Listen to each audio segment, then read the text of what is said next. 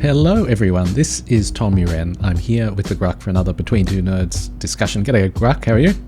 G'day Tom. Fine, and yourself? I'm well. This week's episode is brought to you by Zero Networks, which makes a micro-segmentation solution. So it slices and dices your network to make it much harder for adversaries to laterally transfer all over the place. And it does it automagically. So last week, Grugq, we spoke about a paper, and during that discussion we talked about how it reminded us of the broader defense procurement, where the Defense Department in the US buys bigger and better, more expensive, more exquisite capabilities for more and more money. And it seems like there's this kind of decision-making culture behind it. And so we thought we'd talk today about, is there this kind of, I guess you might call it a strategic culture of getting exquisite, very precise, very expensive capabilities? And when it comes to cyber operations, is that the right approach? It's geared, right? It's sort of structured and geared towards this exquisite, top-end, bespoke, highly tailored. Yeah, and it's a lot of it is in service to not getting caught and operating covertly. And so I guess there's a couple of different questions there. It seems like historically, one question is, was that appropriate for the time? So maybe we should touch on that. Is it still appropriate going forward? Has the world changed? Is it more accepting of states hacking? Right. And then I guess like a sort of peripheral or question related to that was, would we know? Like you and I sitting here. Well, obviously, we've got our ear to the ground. We pay attention. So those are kind of the issues that we thought we'd discuss. And so just to sketch out the way I think about it, there's an interesting contrast between the US and China. China has a much noisier cyber program, I guess you could say. Right. They get caught a lot more often, but it appears that they do a lot more stuff. Whereas, but I would point out that they don't get caught every single time, right? They still have those top end capabilities. They just mostly have not top end, I guess, like the mid tier to low tier volume stuff, right? So, for example, the RSA hack that they did to get when they broke into, I think it was Lockheed, all those many years ago. That was an impressive sequence of hacks that they put together. Now, I'm sure that the NSA people will look back at that and be like, this is pathetic. We've done much more exciting stuff. And that's certainly true, but that wasn't like their poison ivy level, right? Bottom tier stuff. So they've got both sides. I think they have a spectrum. They don't focus exclusively on the top end. And I think that the US approach not so much focuses on it. It's just that they don't have anything else. They don't do anything else except the top end. Right. There don't seem to be operations that they run with the expectation that they'll get caught as a cost of doing business, maybe. All right. So Dooku 2 was found inside Kaspersky's research network.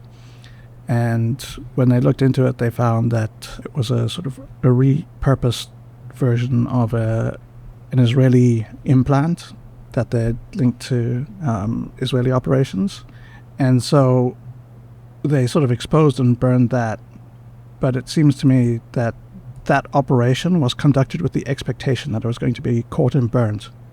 So the things that were used, they weren't so much low grade as end of life, right? So they used a repurposed, already burned backdoor, like an implant that they modified sufficiently that it wouldn't be detected as the previous version, but they didn't write something new from scratch. Right. So when that got burned, there wasn't a new loss. They used, I think it was a Win32.sys LPE, like a local privilege escalation exploit. And at the time, those were cheap and common. There were many of them, and losing one would not set you back at all. You just, go into the bin and get another one. So it was made up of components that were disposable, but it was still conducted as a top tier operation, I think.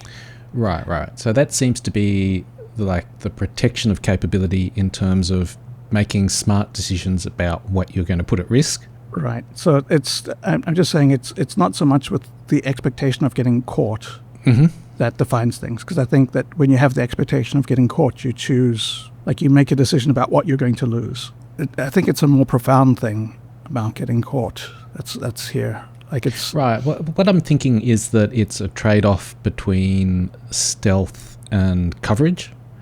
So you can get a lot more coverage by being less stealthy or by accepting the risk of getting caught. And so my impression is that the US and its allies tend to forego breadth for continued operation under the radar.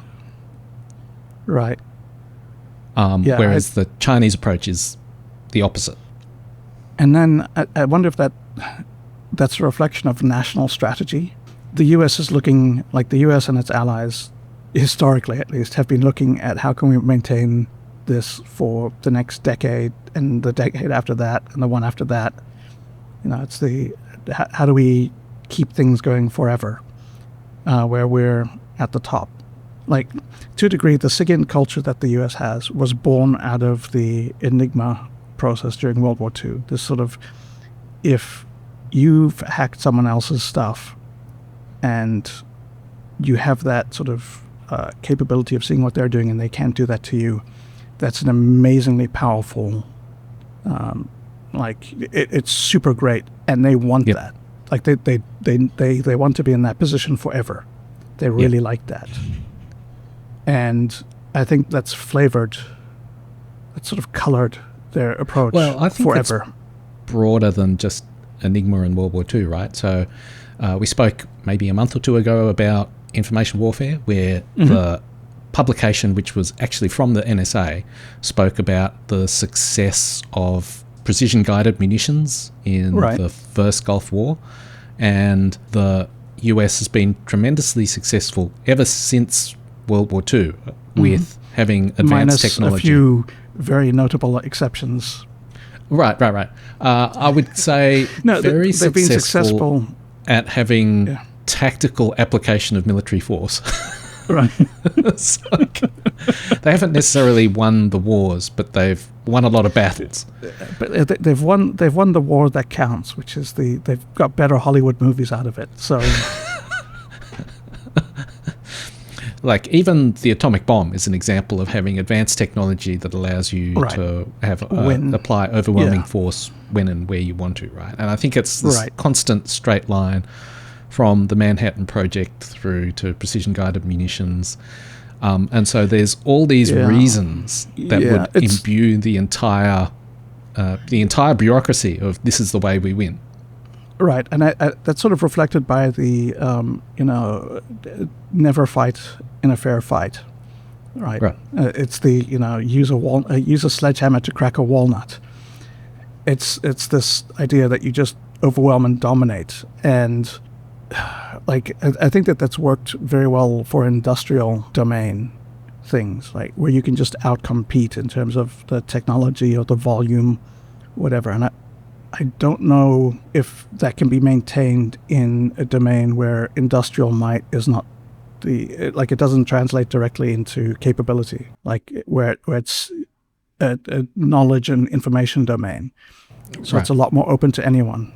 And I think So I guess there's a couple of reasons I'm thinking about this. One of them is just what's gone on in Ukraine, where it seems like there's a lot of use of very cheap technologies like drones, which are used in innovative ways that are kind of a counterweight to advanced technologies. The US has supplied a lot of weapons to Ukraine, but then recently it's announced that it's going to stop because it's running out. And so that makes you think that perhaps the exquisite technology is not producing 8 perfect missiles every year is not as good as 100,000 drones. Right. I guess, that's the extreme kind of question, right? Yeah. And but does that apply in cyberspace? There's a really good anecdote about Enigma from the North Africa campaign, Operation Torch, when they'd landed in Tunisia and all that. So what happened was the Germans, which was Rommel and I think Kesselring, were preparing this counteroffensive against the Americans. And because the Americans had the ultra intercepts, they could see what was being planned. And Rommel had sent a request saying, I don't have enough tanks. Please give me like the second army that we have out here so I can have enough tanks to do a proper assault. And Enigma, it captured the request, but they didn't decode any of the replies that came back that said, yes, okay, you're approved to have the second army. Right. So what ended up happening was, looking at the Enigma decrypts, it said, he doesn't have enough tanks for the assault.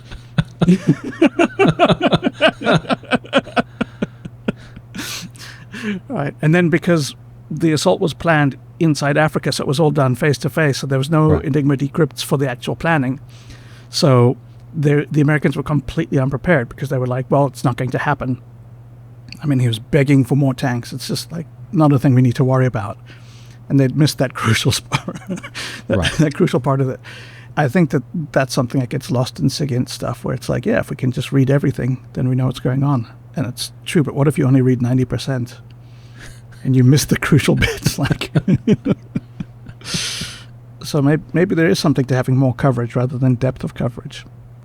Well, I was thinking before we started talking that it seems like one way to think about the US approach is it's to find the person or organization that is the key and get access to them, ideally forever, because we never get caught. Mm-hmm. Whereas the Chinese approach might be more, I think, death by 1,000 paper cuts, where you get a lot of coverage instead. And so is the world changing in a way that makes one strategy more successful? I guess another way of thinking about this is, would you say that China has been winning in cyberspace? And to me, it's not at all clear that either country is actually winning. Right. That's what I was going to say, is that, I mean, what does winning look like? Because it's very hard to tell what superiority would look like in this space, because, I mean, one of the characteristics of cyberspace is that it's both sides have complete advantage, right? Like, as an attacker, you always have attacker advantage. And as a defender, you're both vulnerable, but also you have, home turf advantage. So it doesn't really favor either side, and there's also no way that your activities against me necessarily impede my activities against you. Right? Like, you can steal all of the stuff you like from me, and I can steal all of the stuff I like from you, and it's just going to continue. Like, neither one of us is stepping on each other's toes in that process. That's one of the things that makes it quite hard. Like, it's not like you hold territory or you have attrition where, like, I've got more tanks in the field than you do, or any of that stuff, because there's this disconnect.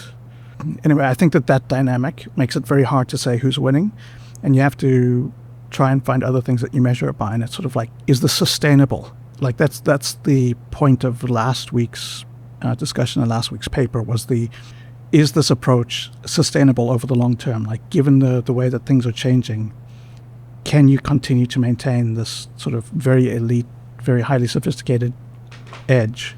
Yeah, so, I mean, in a way, that paper is one data point that tends to indicate that the US system hasn't changed radically.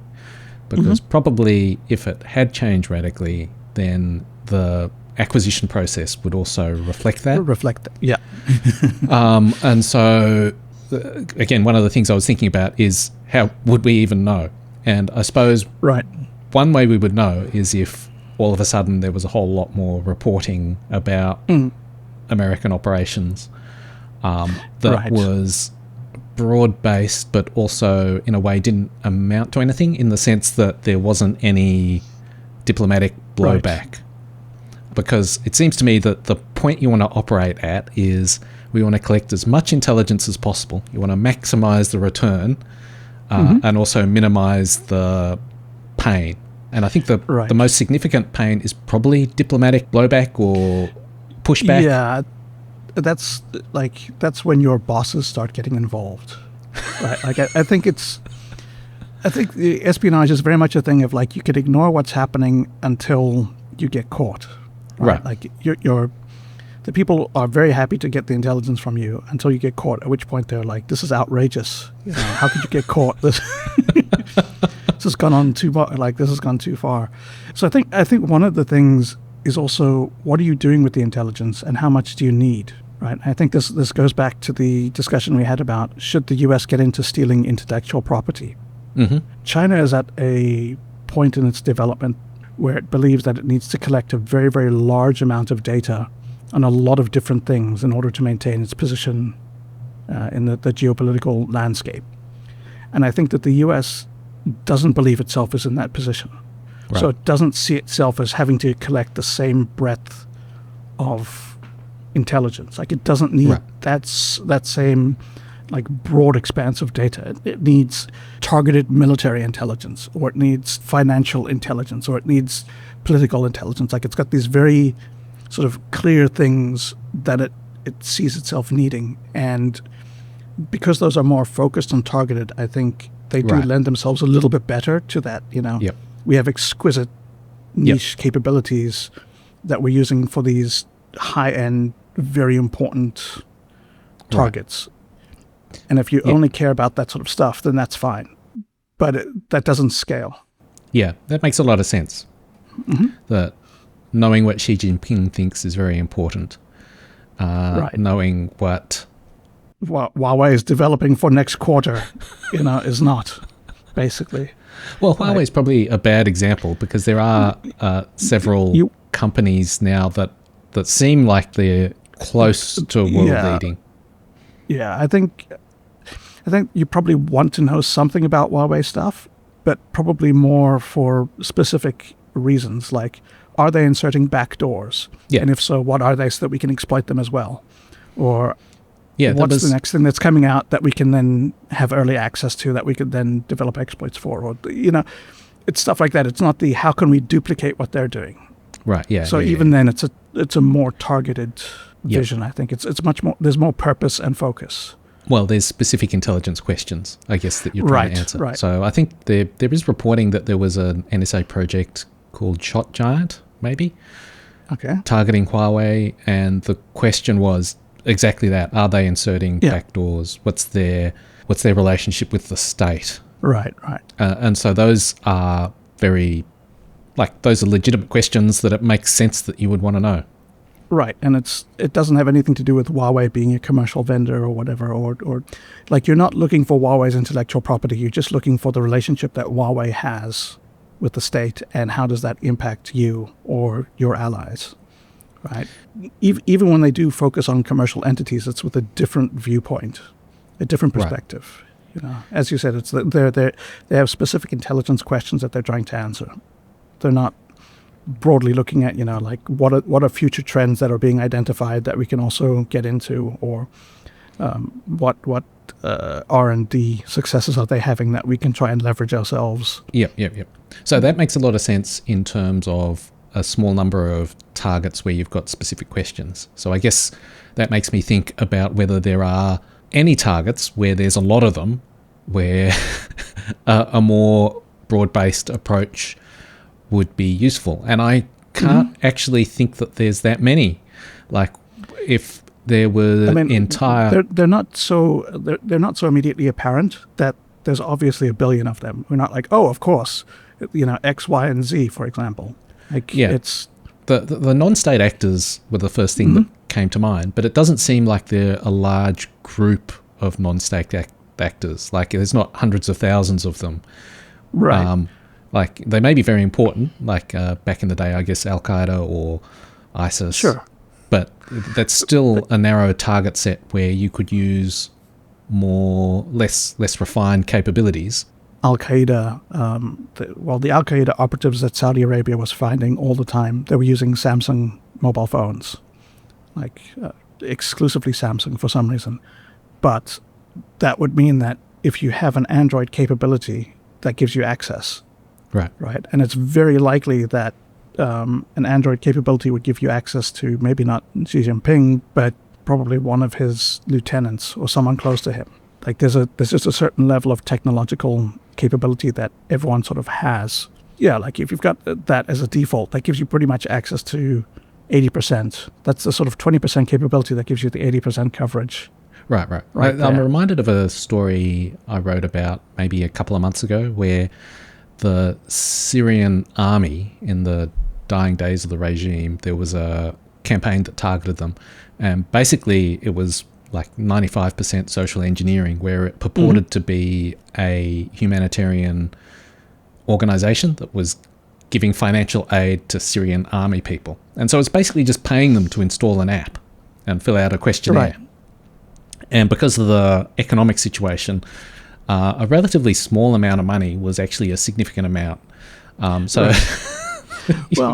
like that's the sort of campaign where how much money spy agencies actually spend on this stuff. Right. It's really low. Like whenever you look at the arrests for these people, and it's like, he got $10,000 in cash for turning over, the blueprints to nuclear submarines, 300 gigabytes of classified documents, and you're like, that is, that's nothing, right? That's given. Right. Yeah.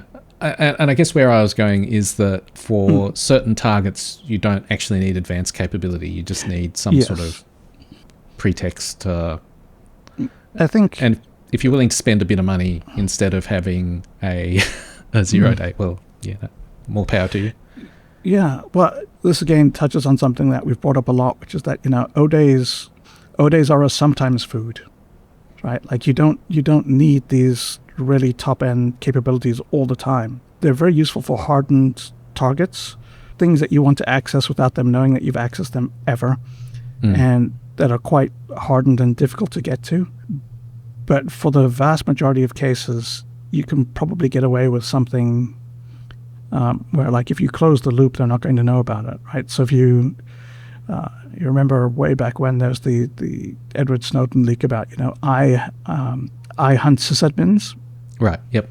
Right, and that, like, there's nothing sophisticated about that. It was like, I go to the database of all of the stuff that like all of the data that we collect off the internet, and I just grep for password. And then,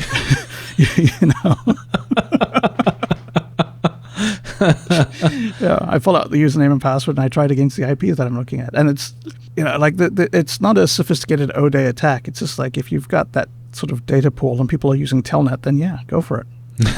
You can log in. You're not using a Cisco O-day. You're not like developing some elite whatever. You're just looking at like, have we already collected the logs by accident? Yeah. So one of the things I was thinking about is that, in a way, China has shown that you can do a lot of hacking and just get away with it by being brazen. Mm-hmm. And it seems like if the US was really going to change its approach, it would have been after the Snowden hacks, or Snowden leaks, sorry. Yep. Where the problem is that they were doing a lot of hacking and they didn't really get away with it. In that there was a lot of diplomatic pain that occurred afterwards. And so that, in a way, seems like a reinforcing lesson of don't get caught. Right. So that maybe they learned the wrong lesson from all of that. Well, I don't know that it even was the wrong lesson, because I think what you said earlier about them still not feeling that they need a broad-based, wide intelligence campaign still rings true to me. Sure. And I think that actually is in fact true. Like, it's not just that they feel it, but it probably for the whole. Now, despite the fact that we actually had a whole podcast about how they should get into intellectual property theft, we can ignore that episode, BTN, whatever that was. Oh God. as the thought experiment that it was, and and so perhaps this approach is just right. Everything's fine. Yeah. Except for the way they get at 0 days. It's clearly broken. Yes. So, I think the thing is, it's like, is this approach sustainable? And I think it is, because for the requirements that they have, right, they can continue to meet them with the sort of approach that they have, right, which is what we're getting at. And that unless the requirements change, where they sort of, if they shift into China's position of suddenly needing this sort of broad spectrum, I don't think that they need to sort of be operating like that. They don't need to just be hacking everyone and, hack everyone that God sort them out. Well, I was thinking about ransomware actors and cyber criminals in general, right? Mm-hmm. Where it does seem that Western agencies are more active against them. So there's like a story that ASD, the Australian Signals Directorate, deleted a bulletproof hosting service. I love the story in that they went and waited until the administrators were out drinking. So it's a good example of how you combine intelligence collection, they're at the pub, with action to sort of maximize your window of opportunity, I guess. And this is a perfect example. ASD's at some point much later, I think, claimed responsibility when that group, I think it was when they were sanctioned. And so that seems like the sort of group where you could just do whatever. You would want some sort of OPSEC just to separate it from your other activities. Right. Separation rather than necessarily stealth. Yeah. And compartmentation stuff. Yes, standard. Exactly. Yeah. And so that seems like the group of actors where, like, being relatively go for it. open. What's the diplomatic fallout of taking down ransomware? Right? Yeah, maybe Russia will get angry at you. Right. And one of the questions would be, how would we know if they had changed? So I spoke about that ASD example. That seems like an example where you could say, okay, ASD has, and there's several stories that I've spoken about over time where they've been public about attacking ransomware or cyber criminals. Right. And so that to me seems to indicate that they've at least got a stream of activity where it seems likely that the smart thing to do would be to use low equity tools and have that compartmentation to separate it from your other activity. But, whatever. If it gets burnt, we will probably talk about it anyway. So it seems like that's evidence to me that they're doing things differently. It seems like when it comes to the US, most of the activities are being claimed by the FBI when it comes to anti-ransomware or anti-cyber criminals. Yeah. So that is a lack of evidence. Like, it's not evidence either way. I kind of wonder if NSA would even go after, like, if they would go after cyber criminals or if they feel that's beneath them. Well, it would that's be an FBI and law enforcement thing. Yeah. And Cyber I think Command they've got difficulties because they've got a relatively stringent separation of who can do what. Right. Yeah, there's very much Title 10, Title 50, all those stuff, authorities. The legal stuff that the Americans really love that the rest of us find very confusing. Yep. Yeah, so I mean, maybe one of the reasons that we haven't seen any indication is because they actually don't need to change. Right. So, as I was saying earlier, the requirements they have don't include sort of dragnet operations of just collecting huge amounts. Well, okay, that's not quite fair. Ignoring X key score and ignoring the passive monitoring, they don't actively go after a large number of diverse targets for the sake of getting more data. Right. That's not a thing they need to do. Because from a cyber espionage perspective, like from the cyber operations perspective. Now, I would say that the passive monitoring was an enabler for more targeted stuff. I'll defer to you. I mean, not that I'm trying to defend them. I was just from the point of view of what it was doing. Right. Yeah, it helps to address certain specific questions that they have, which are not the what is Huawei's R&D spending goals and focus and so on. Like that's not the sort of thing that they would be collecting. And I think to that point, they don't need to adopt China's approach to cyber operations because they don't have China's cyber operational requirements. Right. Yep. Right. They don't need the same sort of data, and so they don't need to do that. Yep.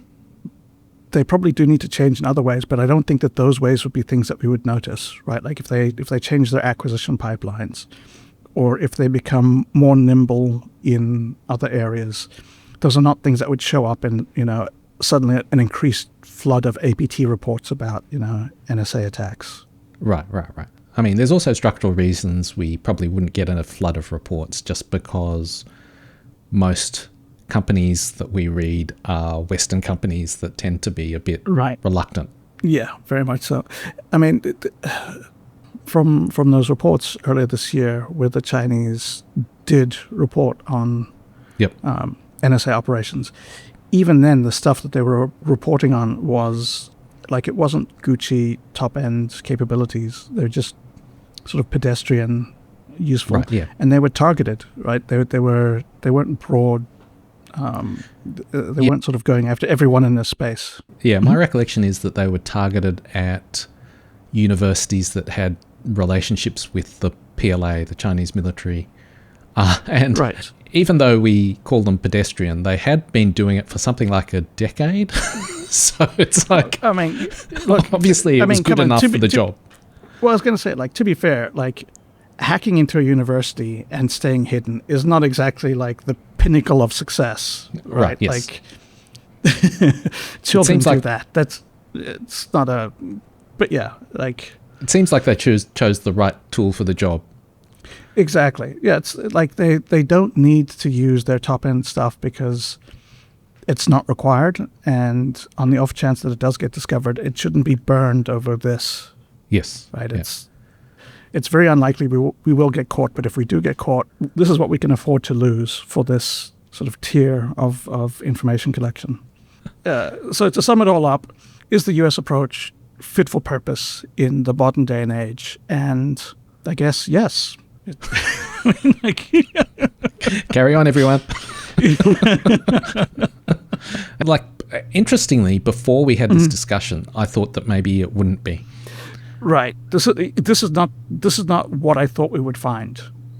Right. Yeah. Like coming into this, I thought it was very much their legacy. They're doing this old thing from the 1990s. They've got this early 2000s approach. That's right. The world has all moved wrapped on up in the American way of war. Yeah.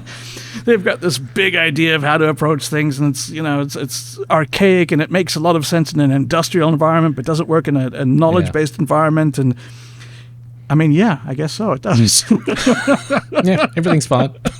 Yeah, I guess. Carry on. Thanks a lot, Thanks a lot, Tom.